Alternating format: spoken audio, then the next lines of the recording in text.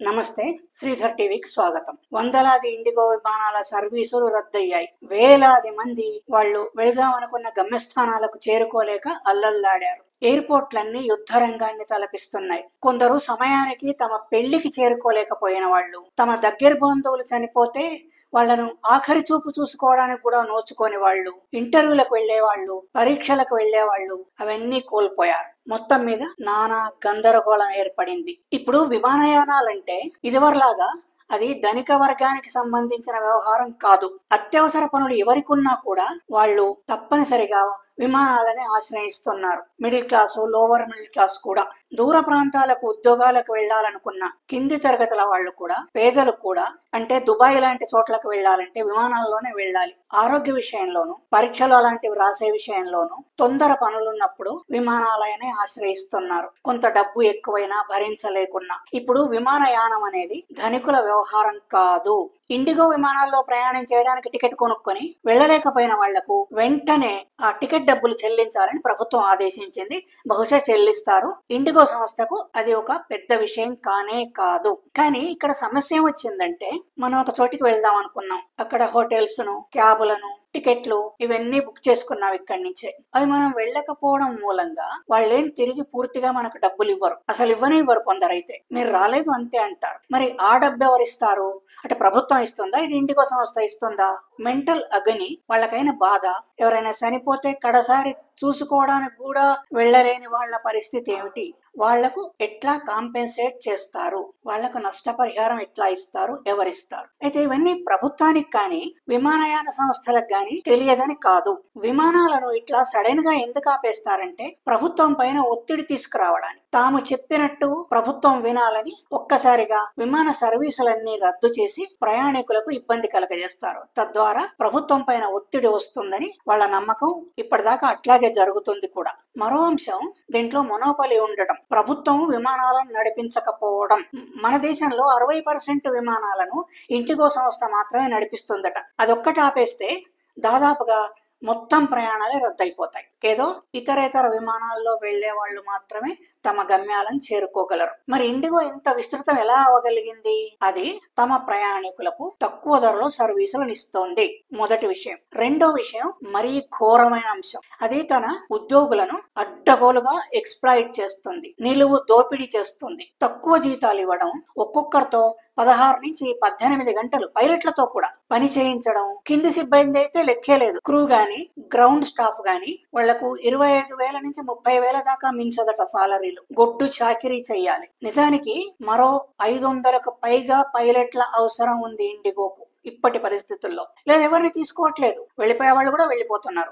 అయితే ఉన్న వాళ్లతోనే 2 రెట్లు 3 రెట్లు నైట్ డ్యూటీలు అన్ని చేయించి లాభాలను గడిస్తోంది. ఈ సంవత్సరం దాని లాభాలు 7,000 కోట్ల నుంచి 8,000 కోట్ల దాకా ఉంది. నిజమే, తక్కువ ధరకు ప్రయాణికులకు సర్వీస్ అందజేస్తోంది, కాదనలేం. కానీ ఆ విమాన సర్వీసుల్లో మంచినీళ్లు కూడా మనం అడగందే ఇవ్వరు. ఇచ్చినా కూడా ఏదో ఇంత గ్లాసులో ఇస్తారు. ఇంకా ఎలాంటి తిండి గాని ఏది సప్లై చేయరు. ఘోరమైన జెండర్ వ్యత్యాసం ఏమిటంటే, సన్నగా, సైజ్ తక్కువగా, బరువు తక్కువగా ఉన్న అమ్మాయిలను తీసుకుంటారట. విమానం బరువు తక్కువ కావాలి, దాని ద్వారా ఫ్యూయల్ అంటే ఇంధన ఖర్చు తగ్గాలి అని. ఎంత అన్యాయం అది! ఎవరు అడగరు, ఎవరు పట్టించుకోరు. అట్లాగే సీట్లలో ఉండే కుషన్ కూడా సగానికి సగం తగ్గిస్తారట, బరువు ఖర్చు తగ్గించడానికి. అయితే ఇట్లని ప్రయాణికులకు నిజంగానే తక్కువ ధరకిస్తుందా? మనకు తక్కువ ధరే కనిపిస్తుంది బయటతో పోలిస్తే. కానీ డిమాండ్ ఉన్నప్పుడు ధరలు విపరీతంగా పెంచేస్తారు. నిన్ననే ప్రభుత్వం ధరల మీద ఏవో సీలింగ్ పెట్టింది.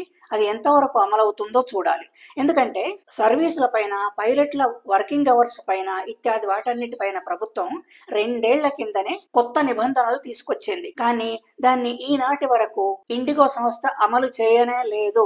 ఏం చేస్తావు అన్నట్టుగా వ్యవహరించింది. ఇప్పుడేమో అన్ని సర్వీసులను రద్దు చేసి ప్రభుత్వం పైన మరింత ఒత్తిడి రావడానికి కారణభూతమైంది. ఇండిగో సంస్థలో స్టాఫ్ అంటే ఎయిర్ హోస్టెస్ కానీ, పైలట్లు కానీ, గ్రౌండ్ స్టాఫ్ కానీ ప్రయాణికులతో ఎదుర్కొనే గొడవలు వచ్చినా, సమస్యలు వచ్చినా వాటన్నిటికీ దేనికి కూడా సంస్థ మద్దతు తెలుపదట. వాళ్లకు వాళ్ళ వెనక నుంచోదు. మీ కర్మ మీది, ఎట్లా డీల్ చేస్తారో అట్లా చెయ్యండి అని అంటుంది. సంస్థకు మాత్రం నష్టం రాకూడదు, కష్టం కలగకూడదు, అంతే. అదే రూల్. విమానయాన సంస్థల్లో బఫర్ ఉద్యోగులు పైలట్ల దగ్గర నుంచి కింది స్టాఫ్ దాకా 12 నుంచి 15% దాకా ఉండాలట.